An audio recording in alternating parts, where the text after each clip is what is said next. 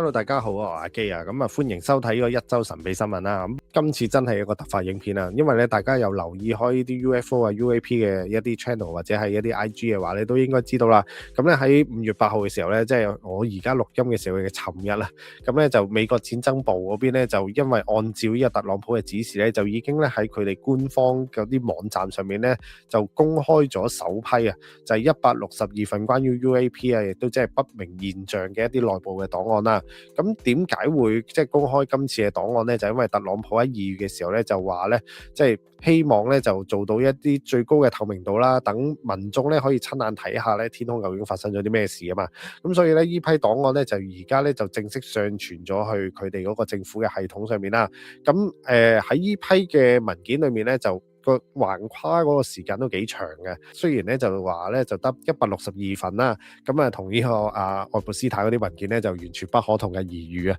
即係162份，你係完全係可以睇得到嘅。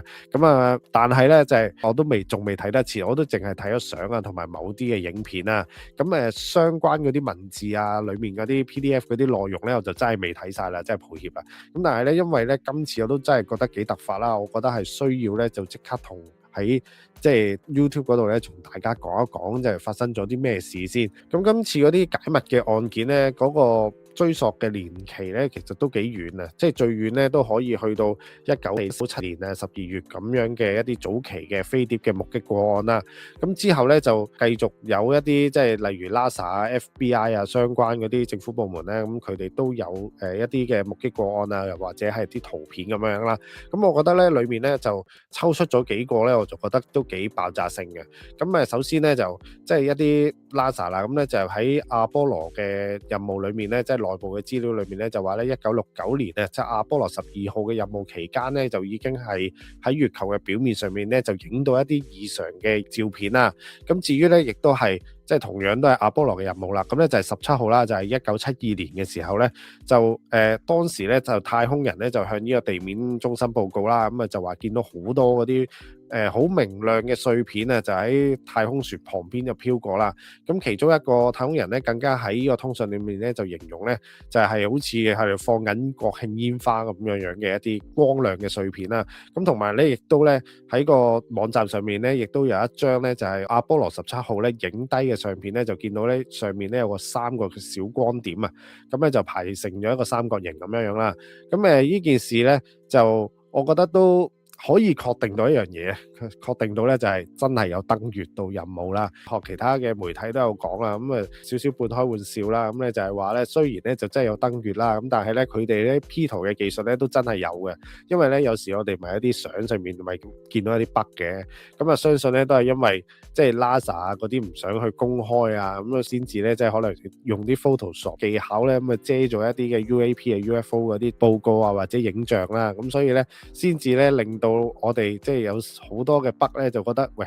佢係咪有冇上到去月球啊？咁但係咧，我覺得嗱，反而咧喺呢啲 UFO 嘅檔案裏面嘅解密咧，係可以反面去證實咧，係 NASA 咧係真係有派人登月嘅。咁仲有咧另一單咧，我都喺畫面上面咧，我都覺得係幾震撼嘅。咁咧就係咧，即係平時啲 UFO 啦，咪圓形咁樣嘅。咁咧就有另一個咧，就係即係好似十字啊，有啲星形喺中間咁樣嘅。我呢度一定會俾翻圖片俾大家睇啦。咁呢一個睇嘅時候咧，即係因為大家咧本身對於 UFO 嘅印象啊，可能都係圓形啊，或者雪茄形啊，或者點翼咁樣噶嘛。咁但係咧呢一個咧係即係星形咁樣咧，就我自己咧就真係第一次見啊。咁本身咧都覺得話即係好似有少少熟口熟面喎。咁之後咧，我啲朋友咧 send 咗啲 meme 圖過嚟咧，就係話咧都幾似呢個銀河守衛隊啊。咁裏面咧就有啲護衛嗰啲整咗個防護罩咁樣噶嘛。咁呢度我又俾翻張圖片俾大家睇啊。即係會唔會佢哋都收到啲咩 message 咧？係真係見過呢啲咁樣嘅 UFO 咧？咁所以先至咧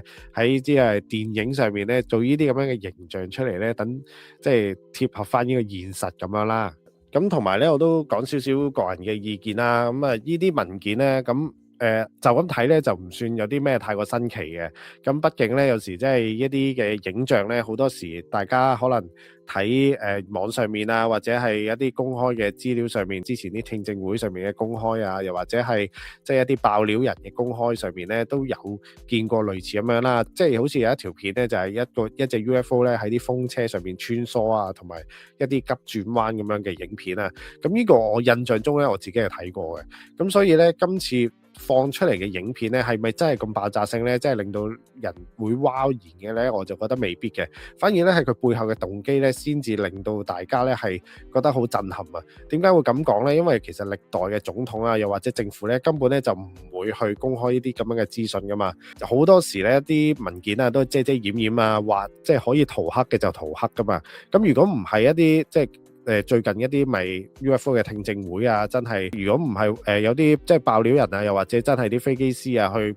講翻出嚟嘅話咧，咁根本上咧呢啲咁樣嘅影像咧就係從來都係地下，甚至乎係一啲陰謀論嘅題材啦。咁但係自從愛潑斯坦嘅事件之後啦，咁大家都知道啦，原來好多時咧陰謀論咧根本就唔係陰謀論，係事實嚟嘅。咁今次我覺得都係好類似嘅嘢啦，即係一路即係 UFO 啊咁嗰啲，即係就算上到聽證會啊，都有人唔信噶嘛。咁但係今次咧，即係連戰爭部咧，即係美國嘅戰爭部啊、國防部嗰啲五角大廈嗰啲嘅政府嘅機構咧，都放翻啲影片出嚟嘅時候咧，我覺得咧真係唔可以唔信啊。咁但係咧都仲係未有一啲關於外星人嘅一啲接觸嘅報告啦。咁今次咧都只不過係集中於咧就係 UAP 啊 UFO 相關嗰啲影像同埋一啲嘅文字嘅檔案咯。咁我都幾期待嘅。咁一路都係講緊有外星生命啊，又或者有外星人噶嘛。咁一路都講緊咧就係會唔會係7月去講咧，甚至乎咧即係我成日都即係講到口臭啦。大家如果有睇我影片咧都知啦。咁我成日都講咧就係等緊7月嘅時候咧，史提芬史匹堡拍嘅嗰個揭密日啊 Disclosure Day 咧，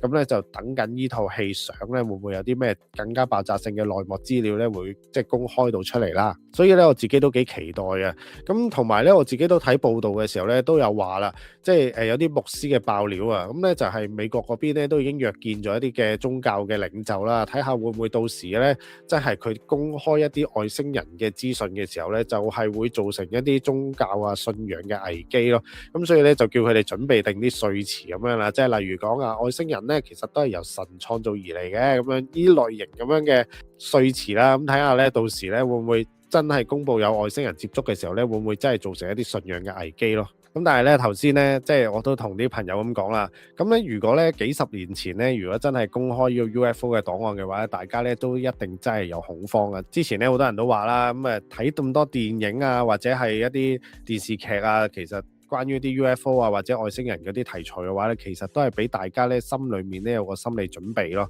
咁如果真係發現到有呢啲即係外星生命啊，或者係一啲 UFO 解釋唔到嘅現象嘅時候咧，咁咧就會即係等大家咧就有啲心理嘅建設啊，咁令到唔會造成一啲太大嘅恐慌咯。咁但係咧講到信仰危機，我自己咧就認為咧未必真係會出現太大嘅。咁畢竟咧而家咧某程度上嚟講咧，宗教嚟講都算開明啦。咁當然咧，除咗某啲嘅極端嘅宗教之外啦 anyway 啦，咁但係咧，即係我覺得唔會造成呢個信仰危機咧嘅原因咧，就係因為而家相對上係即係大家接受程度比較高啊。如果你話幾十年前咧，就真係未必啦，因為咧講緊可能我哋而家開始接受到一啲 UFO 啊或者外星人嘅題材噶嘛，即係好多時即係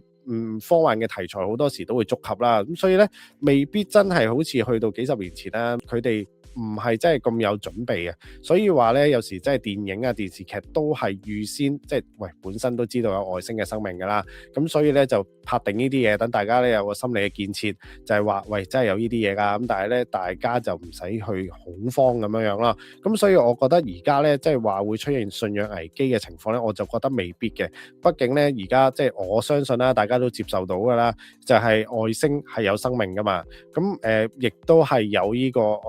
UFO 嘅出現啦，所以我就認為咧嗰個大家嘅接受程度會比較高。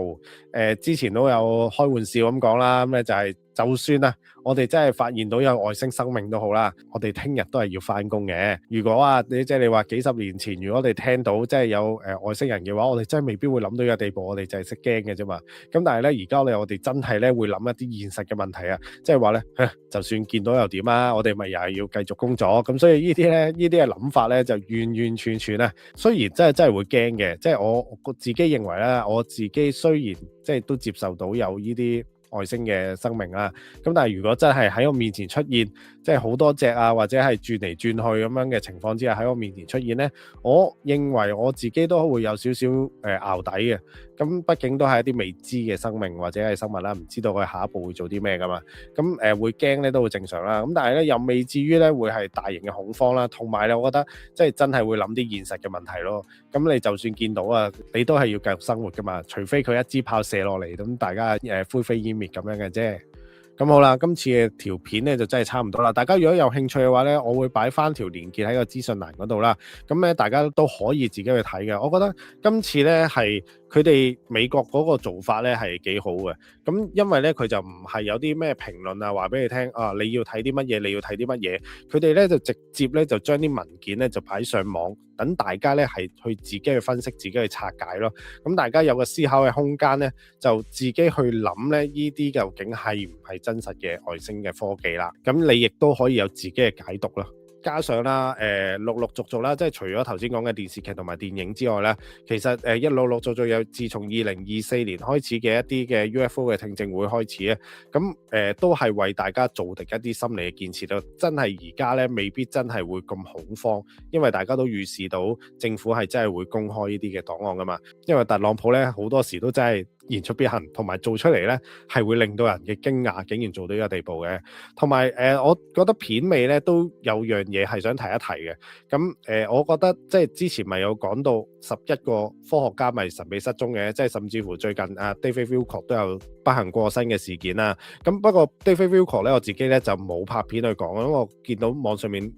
都有好多人講啦。咁我覺得即係死者已矣啦。咁我覺得太多嘅猜測咧，我又即係唔係咁熟咧，咁我就無謂去即係太過陰謀論去講啦。咁但係之前嗰啲11個咧，我就真係做咗功課咧，我覺得佢哋既然咧係同 UFO 相關係有關係，同埋係即係啲軍事基地咧係有工作過咧，呢啲嘅背景咧係令到佢哋失蹤咧係更加有呢個嫌疑啊。咁我覺得對應翻今次特朗普公開一啲咁樣嘅檔案咧係有相關聯嘅之處咯。因為大家都知啦，因為特朗普本身一上場嘅時候咧都係話想對抗呢個 Deep State 啫嘛。咁你要揭露呢啲 UFO 嘅檔案，某程度上嚟講就係損害咗 Deep State 嘅一啲利益啦。呢個我覺得講緊11個科學家嘅失蹤咧，其實我覺得咧某程度上嚟講咧就同呢個特朗普開始越嚟越公開講